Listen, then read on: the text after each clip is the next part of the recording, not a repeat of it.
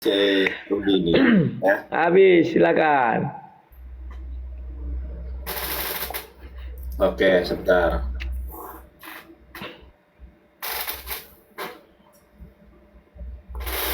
Rudy nggak ada ilmu si Rudy nih. Ya, pencet Lalar. Aku udah pencet, jangan kau pencet lagi. Silakan. Aduh, siap. Teman-teman, inilah Rudy ya. Katanya Yesus menikah dengan jemaat. Itu nggak ada dalilnya. Yesus menikah dengan jemaat yang mana? Iya, jemaat yang namanya Maria Magdalena, jadi bidadari. Nih, gua tunjukkan. Kalau jemaat itu dalam bahasa Yunaninya adalah eklesia. Nih, Rudy. Matius 16 nomor 18 yang namanya jemaat di dalam bahasa Yunaninya adalah eklesian, ya.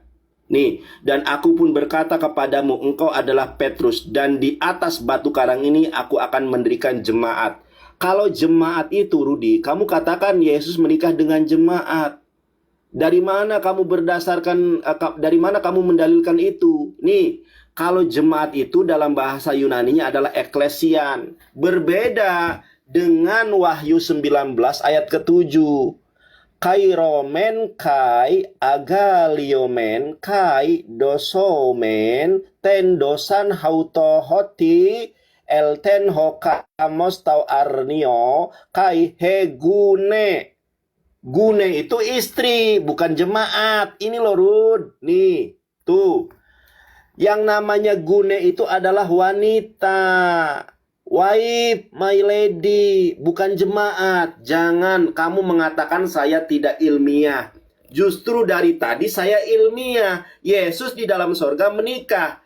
Kamu hanya mengulangi perkataan-perkataanmu yang sudah kamu sodorkan kepada saya. Kalau pada hari kebangkitan tidak ada kawin mengawin, saya percaya memang di hari kebangkitan itu tidak ada kawin mengawin. Yang ada kawin mengawin itu di dalam sorga. Wahyu 19 ayat ke-7. Rudy, di dalam Matius 19:29 Yesus saja menjanjikan 100 bidadari. Bahkan ini diakomodir, dilegitimasi oleh ucapan si Paulus di dalam 1 Korintus 2 nomor 9. Nirod, ini loh, kamu nggak baca ini tadi. Tetapi seperti yang ada tertulis, apa yang tidak pernah dilihat oleh mata, tidak pernah didengar oleh telinga, dan yang tidak pernah timbul di dalam hati manusia, semua yang disediakan Allah untuk mereka yang mengasihi Dia. Dari mana Paulus mendapatkan ini? Tertulis di mana? Di dalam Injil yang asli. Di mana itu? Di dalam Wahyu Elia. Nih, tafsirannya, Rud. Ya, tuh. Tetapi mungkin juga Paulus mengutip sebuah kitab apokrif yang berjudul Apokalips Wahyu Elia. Inilah Injil Yesus. Makanya ceritanya, kisahnya diadopsi oleh si Paulus. Kamu lain ditanya, lain dijawab. Kamu tadi tanya apa? Nggak ada urgensinya pertanyaanmu itu. Kalau pertanyaan saya berkelas. Kalau statement yang saya sampaikan berkelas, Yesus kawin, Wahyu 19 nomor ke-7. Itu bukan dengan jemaat. Kalau jemaat itu eklesias. Kalau sendiri. Kalau sendiri eklesian. Kalau banyak eklesias. Di situ gune. Kamu tahu gune apa enggak? Gune itu istri. Dan Yesus bisa menikahi lebih daripada satu istri di dalam sorga. Karena di situ ada kata gune. Gune itu jamak. Nanti Yesus menikah lebih daripada satu istri, Rud. Gune itu istri, Rudi. Ini loh, kamu nggak usah. Mohon maaf, kebalik ya teman-teman ya. Gune itu seorang. Jadi Yesus akan menikahi seorang istri, a woman, wife. Bukan eklesia. Jeder kamu. Gini saja, kamu akui saja kalau di dalam sorga Kristen ada kawin mengawin. Kalau di hari kebangkitan tidak ada kawin mengawin, kamu tanya Ustadz Wapi. Kamu kan suka debat sama Ustadz Wapi nih. Ustadz, bener nggak di hari kebangkitan tidak ada kawin mengawin dalam Islam? Yaumul Ba'as namanya. Benar. Setelah hari kebangkitan ada padang mahsyar. Setelah padang mahsyar ada yaumul hisab. Setelah yaumul hisab ada yaumul mizan. Setelah yaumul mizan ada sirot. Siratul Mustaqim, sorga dan neraka. Di sorga inilah Yesus menikah, Rudi menikah. Kalau Rudi masuk Islam dan bertobat, ya nanti Rudi masuk sorga. Matius 19:29, Yesus menjanjikan 100 bidadari. Itu di mana? Di sorga, Rud. 1 Korintus 2 nomor 9. Masih kamu mau lanjut? Kalah mulu debat nih, Rudi. Jangan nangis. Aduh, terbengong dia. Saya gini aja tanya, Rud. Di mana kata gune dimaknai sebagai jemaat? Di mana? Kamus mana? Coba. Jangan kabur. Sejak kapan gune artinya eklesia? Kalau jemaat itu dalam bahasa Yunani, jangan eklesia. kau banyak bicara. Pencet biar ku jawab. Kabur. Babak belur. Oke. Terima kasih Nandar. Inilah memang ku bilang intelektual kau nggak ada. Tidak pernah ku bilang yang di Wahyu itu tulisan gune itu secara letterlet adalah jemaat. Bukan begitu cara melihatnya Nandar. Kita melihat ke Efesus. Efesus juga dikatakan gune juga, hai istri. Tunduklah, idios, kepada suamimu, aner, apalagi seperti hos, kepada Tuhan, kurios. Sudah. Hai istri, gune, tetap gune. Hendaklah kamu tunduk, idios, kepada suamimu, aner, seperti hos, apalagi kepada Tuhan. Kan sudah. Nah, sekarang kita lanjutkan lagi. Ayat selanjutnya yang 23. Tenang kau Nandar. Ya. Lanjut 23. Dibilang sini karena hoti suami aner Amy adalah kepala istri, kepale istri gune, sama seperti hos Kristus adalah kepala, kepale jemaat eklesias. Kan sama katanya. Ngerti nggak? Sama seperti. Jadi kalau hubungan suami istri di manusia sama dengan hubungan suami istri di Yesus dengan jemaat. Paham nggak kau Nandar? Aduh, itu aja nggak paham. Kemudian kau membilang di apa tadinya? Di Matius 19 ayat 29, dan setiap orang yang karena namaku meninggalkan rumahnya, saudara laki-lakinya atau saudara perempuannya, bapak atau ibunya, anak laki-laki atau ladang, yang akan menerima kembali 100 kali lipat dan akan memperoleh hidup yang kekal. Wow, dia akan menerima istri 100 kali lipat. Bukan begitu maksudnya Nandar. Jadi dia menerima bapak 100 kali lipat, menerima ibu 100 kali lipat. Dan itu di bumi mengikut Yesus, bukan dibilang di sorga. Aduh Nandar. Matius 22:30, pada hari akhir kehidupan kami seperti para malaikat. Hari akhir itu apa? Itu kan sudah kebangkitan. Setelah kebangkitan ada kematian lagi, kan ada. Ya. Kemudian Nandar, kau buka surah 30 ayat 21. Ubal-balik kau sekarang. Surah 30 ayat 21 Nandar. Coba kau buka itu. Ar-Rum surah 30 ayat 21. Kalian itu kena prank. Dan di antara tanda-tanda kebesarannya ialah dia menciptakan pasangan-pasangan untukmu dari jenismu sendiri, agar kamu cenderung dan merasa tentram kepadanya, dan dia menjadikan di antara kamu rasa kasih sayang. Sungguh apa yang demikian itu benar-benar terdapat tanda-tanda kebesaran Allah bagi kaum yang berpikir. Kau kaum enggak berpikir. Kenapa diciptakan dari jenisnya? Biar dia merasa tentram, dia merasakan kasih sayang. Kalau diciptakan tidak dari jenisnya, dia tidak tentram dan tidak ada kasih sayang. Samalah kau itu nanti menikahi kerbau.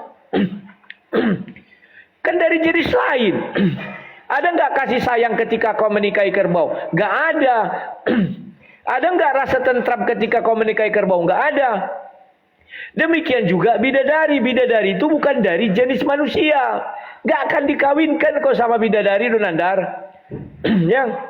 Bidadari yang dimaksud adalah istrimu sendiri. Itu pun kalau istrimu ikut ke surga. Kalau dia ke neraka, jomblo habis kau di surga. Yang kau baca itu kan otakmu terkontaminasi kitab karangan manusia, hadis-hadis itu. Karangan manusia itu.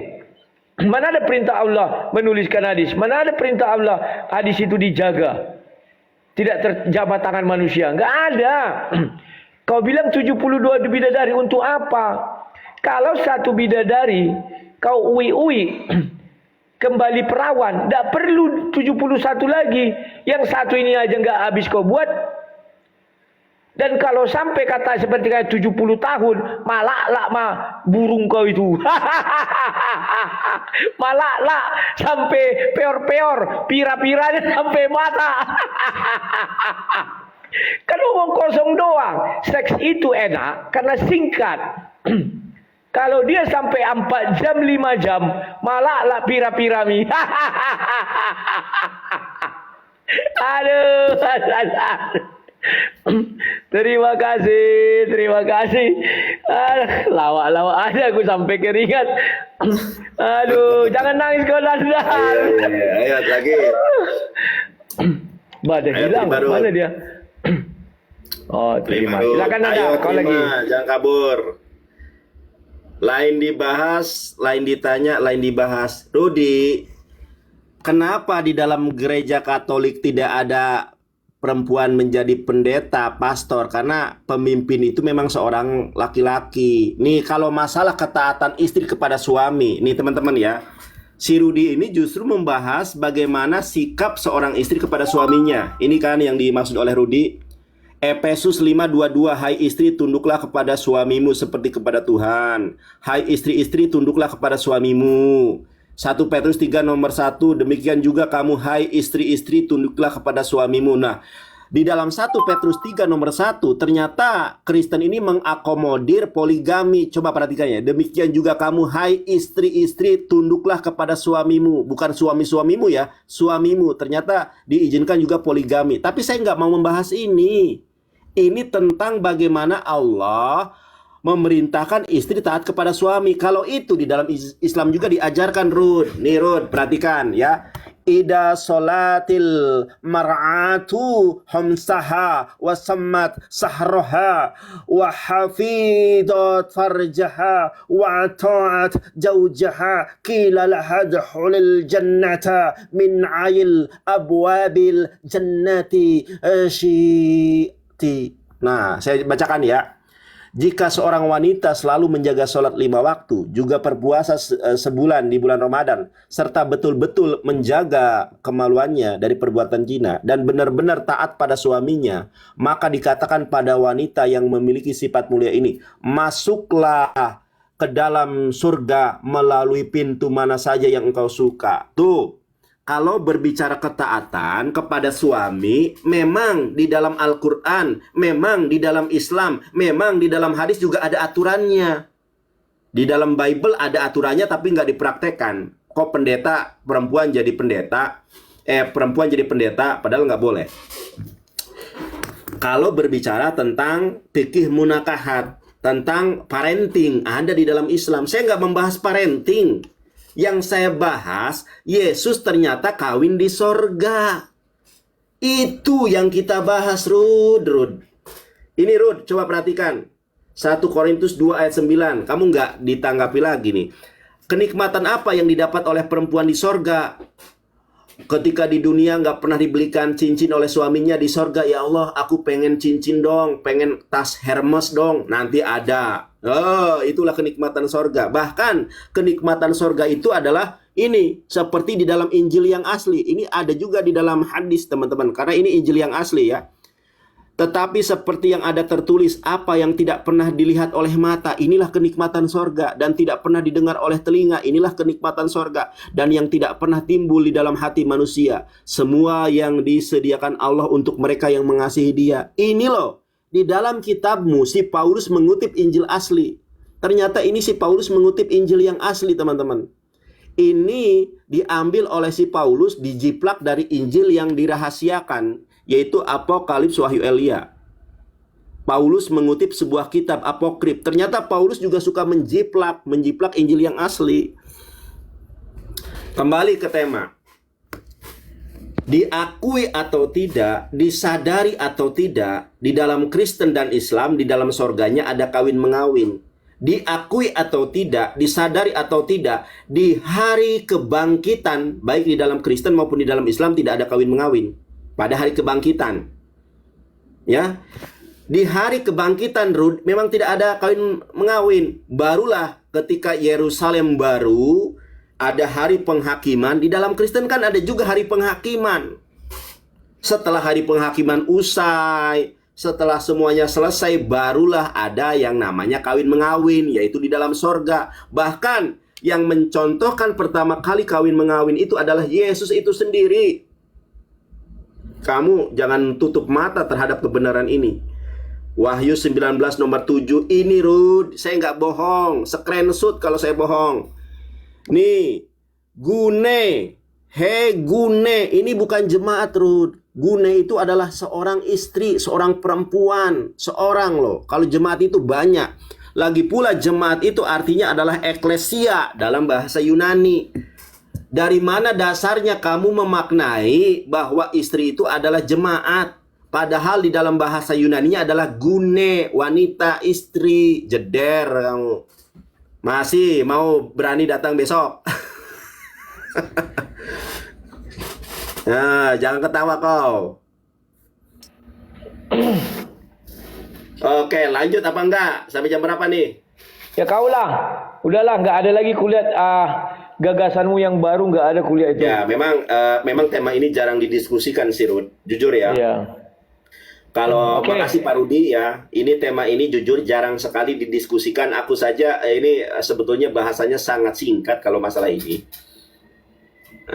Oke, aku tadi yang